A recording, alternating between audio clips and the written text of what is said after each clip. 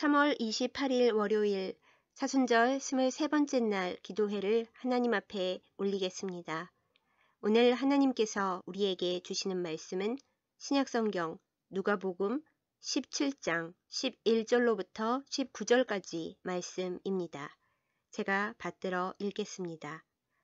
예수께서 예루살렘으로 가실 때에 사마리아와 갈릴리 사이로 지나가시다가 한 마을에 들어가시니 나병 환자 10명이 예수를 만나 멀리 서서 소리를 높여 이르되 예수 선생님이여 우리를 불쌍히 여기소서 하거늘 보시고 이르시되 가서 제사장들에게 너희 몸을 보이라 하셨더니 그들이 가다가 깨끗함을 받은지라. 그 중에 한 사람이 자기가 나은 것을 보고 큰 소리로 하나님께 영광을 돌리며 돌아와 예수의 발 아래에 엎드려 감사하니 그는 사마리아 사람이라. 예수께서 대답하여 이르시되 10사람이 다 깨끗함을 받지 아니하였느냐? 그 9은 어디 있느냐? 이 이방인 외에는 하나님께 영광을 돌리려 돌아온 자가 없느냐 하시고 그에게 이르시되 일어나 가라. 네 믿음이 너를 구원하였느니라 하시더라. 아멘. 기도하겠습니다. 감사의 열매를 기뻐 받으시는 하나님 아버지, 사순절 23번째 날에 하나님 앞에 나아갑니다. 말씀으로 우리를 깨끗하게 하셔서 하나님께 감사의 제사를 올려드리는 주의 백성들 다 되도록 허락하여 주옵소서. 예수님의 이름으로 간절히 기도드렸사옵나이다. 아멘. 오늘 우리가 함께 나눈 본문은 예수님께서 감사에 대해 말씀하신 유일한 이야기입니다. 10명의 나병 환자들이 있었습니다. 접촉하는 사람을 부정하게 만들기 때문에 일반인과 분리되어 사는 그들은 예수님이 오신다는 것을 알고 또 멀리서 주님을 보면서도 감히 예수님 가까이에 오지를 못했습니다. 그저 멀리 서서 예수님께 자신들을 불쌍히 여겨 주시기만을 구했습니다. 사실은 이들뿐만 아니라 우리 모두가 예수님께 드려야 할 고백이고 기도입니다. 그런 그들에게 예수님께서는 가서 제사장에게 몸을 보이라고 하셨습니다. 율법의 정결법 규례에 따라 제사장에게 몸을 보인다는 것은 병을 확진받거나 병의 회복을 인정받으려 할 때 하는 행위였습니다.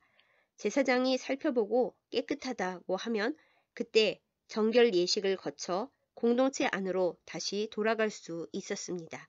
요즘식으로 말하자면 코로나 확진 통보와 격리 해제 통보를 제사장이 담당했던 것이죠. 예수님께서는 제사장에게 가서 몸을 보이라는 말씀을 해주신 것 자체로 이미 10명의 나병 환자들에게 치유와 회복의 은혜를 내리셨던 것입니다.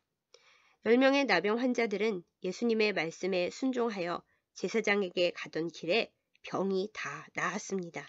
할렐루야! 우리 모두가 바라는 행복한 결말입니다. 그러나 오늘 본문은 그들 모두가 병 고침을 받은 후 바로 그 시점에서 중요한 터닝 포인트가 시작된다고 할 수 있습니다. 예수님께 고침받은 10명 중 9명은 유대인이었습니다. 그런데 그 9명은 치유를 받자마자 제사장 혹은 자신의 가족 친지를 먼저 찾아서 자기 갈 길로 갔습니다. 저마다 급한 일은 분명히 있었겠지요.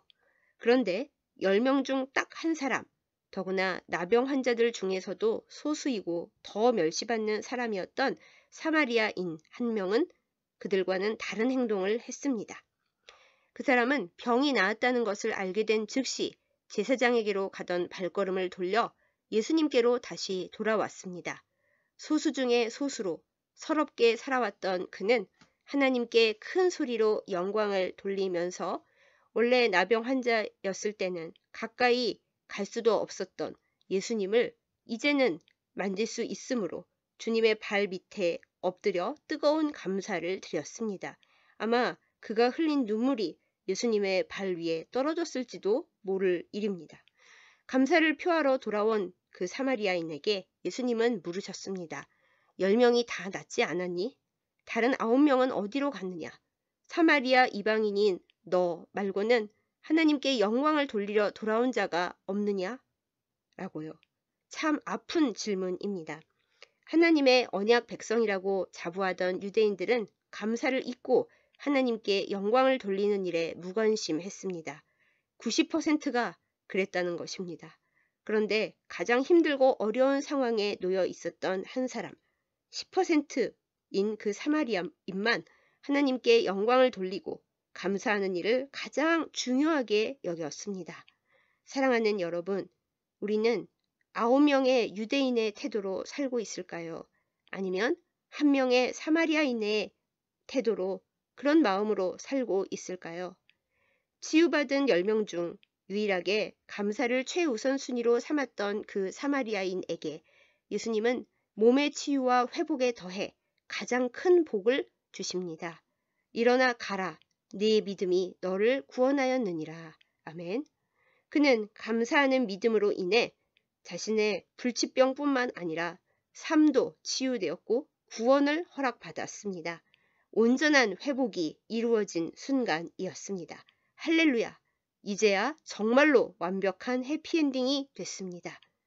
오늘 말씀 본문은 감사가 어떤 것인지 그리고 감사에 어떤 큰 능력이 있는지 우리에게 명확하게 보여줍니다. 감사는 하나님께 영광 돌리는 일입니다. 내가 지금 누리고 있는 것들을 주의 은혜로 누리고 있다고 고백하고 인정하는 일이 오늘의 감사입니다. 하나님께 이미 받았던 것을 되새겨 감사하는 것이 과거의 시간을 감사함으로 받는 믿음의 행동입니다.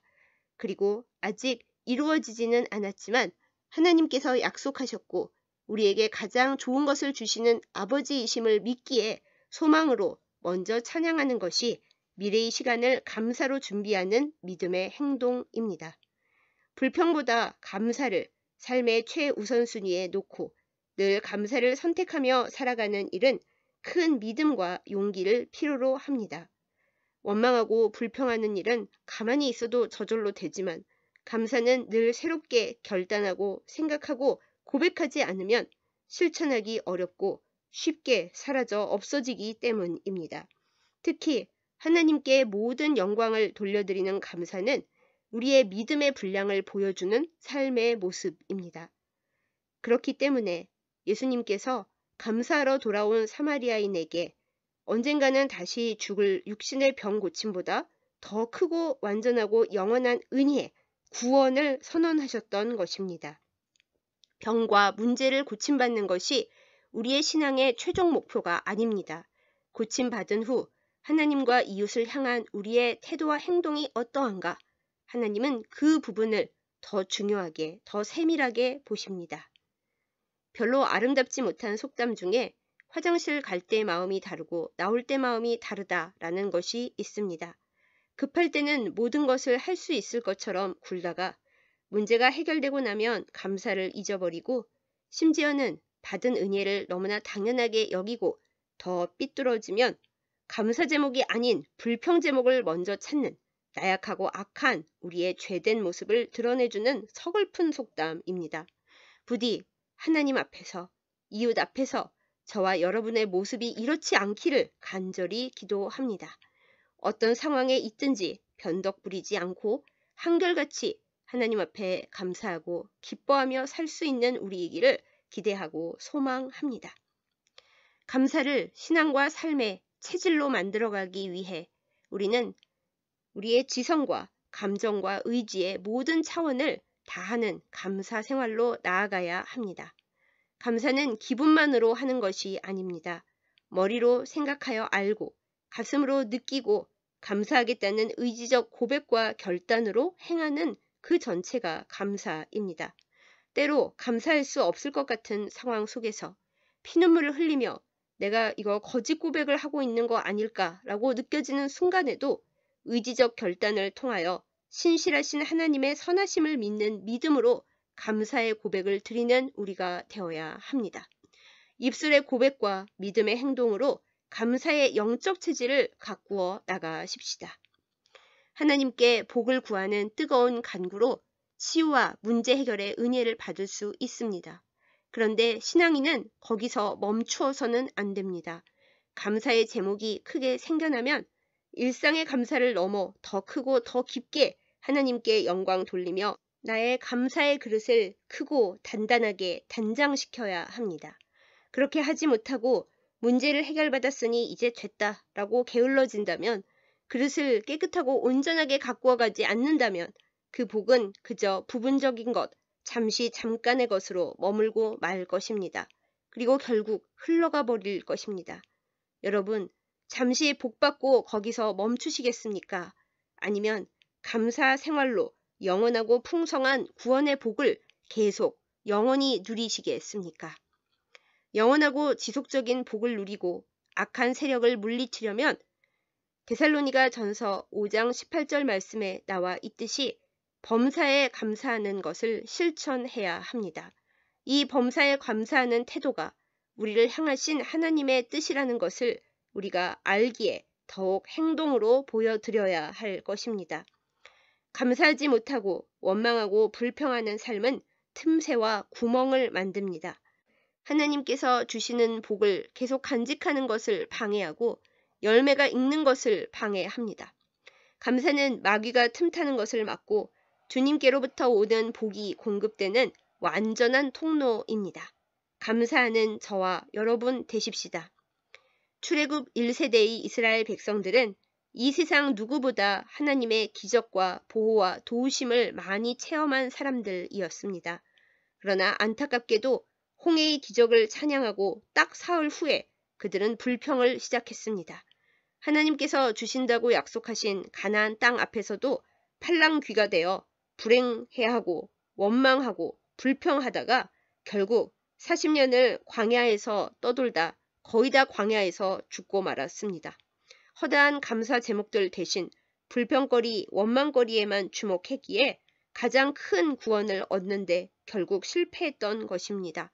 우리는 절대로 그들의 전철을 밟지 말기로 하십시다. 모든 문제에는 감사가 정답입니다. 불평, 불만으로 복을 깨뜨리지 말고 정답으로 문제를 해결하는 우리 모두이기를 예수님의 이름으로 축복합니다. 아멘. 기도하겠습니다. 홀로 영광 받으시기에 합당하신 우리 아버지 하나님, 사순절 23번째 날에 감사와 찬양으로 하나님 앞에 나아갑니다. 모든 영광을 주님께 돌려드리오니 받으시고 우리를 주의 복의 통로로 삼아 주시옵소서. 예수님께서 10명의 나병 환자들을 말씀으로 치유하셨을 때 9명은 각자의 최우선 순위를 쫓아 떠나가 버리고 오직 한 사람, 이방인이나 다름없는 사마리아 사람만 예수님께 돌아와 하나님께 영광 돌리고 감사드렸던 이 일을 기억합니다. 주님, 그 9명 중 하나일까 심히 두렵사오니 우리에게 감사할 수 있는 능력과 복을 크게 부어 주시옵소서. 하나님께 받은 것을 받았다고 고백하며 지금 누리는 것을 기쁘게 받고 있음을 증거하며 약속해 주신 것을 반드시 얻으리라는 소망으로 미리 감사하는 삶이 우리의 삶의 거룩한 습관이 되도록 우리의 몸과 영을, 지성과 감정과 의지를 새롭고 거룩하게 하여 주시옵소서. 감사했던 그 사마리아 사람에게 예수님께서 구원의 복까지 허락하셨듯이 하나님께 이 생애의 복을 받는 것이 전부가 아니라 받은 것을 어떻게 감사하고 그 복을 어떻게 사용하느냐가 진정한 복의 시작점이요 출발점이라는 것을 깨닫습니다. 감사함으로 온전히 구원받고 그 구원의 복을 영원히 누리게 하여 주시옵소서. 하나님 아버지, 항상 감사하는 것이 우리를 향한 하나님의 뜻이라고 하신 말씀을 기억합니다. 감사의 은사를 풍성히 허락하여 주옵소서. 가장 힘들고 슬픈 순간에도 감사의 제목을 먼저 찾아내고 입술과 의지로 주님께 감사드리는 온전한 신앙인이 되게 하여 주옵소서. 그리하여 악한 마귀가 감히 틈타지 않고 하나님의 성령으로 충만한 인생을 살아가게 하소서. 문희경서교회를 위해 간구합니다. 지금 이 순간에 우리가 미약하고 많은 장애물이 있지만 교회를 기도와 사랑과 성령 충만함의 터 위에 온전히 세우시려는 주님의 뜻을 알기에 무한 감사드립니다. 감사와 기쁨을 소멸시키지 않고 주님의 말씀과 복의 통로가 되는 은혜로운 제단이 되게 하여 주시옵소서. 문희경서교회의 설립을 위해 기도하고 헌신하는 모든 이들 위해 뜨거운 감사의 영을 부어 주셔서 주님과 동행하는 가운데 감사 제목들이 매 순간 늘어가고 쌓여가는 형통함의 복을 누리게 하여 주시옵소서. 하나님 아버지, 주님께서 허락하신 오늘의 시간을 감사로 살게 하여 주시옵소서. 우리에게서 감사를 빼앗으려 하는 세상살이 속에서 여러 시험에 빠지지 않도록 지켜보아여 주시고 감사함으로 우리의 시간을 가득 채워서 하나님께는 영광을 돌리고 이웃에게는 사랑을 전달하는 날을 살게 하여 주시옵소서. 이후의 시간에 우리가 서로 또 각자 기도할 때에 주님을 향한 뜨거운 감사의 고백이 강물처럼 흐르게 하셔서 그 강물을 타고 감사의 제목들이 점점 넘쳐나고 우리의 복받을 그릇들이 아름답게 빚어지는 역사가 일어나게 하여 주옵소서. 그리고 그 그릇들마다 하나님께서 넘치도록 풍성한 감사의 은혜를 부으시는 역사가 있게 하여 주옵소서. 예수님의 이름으로 감사기도 드렸사옵나이다. 아멘.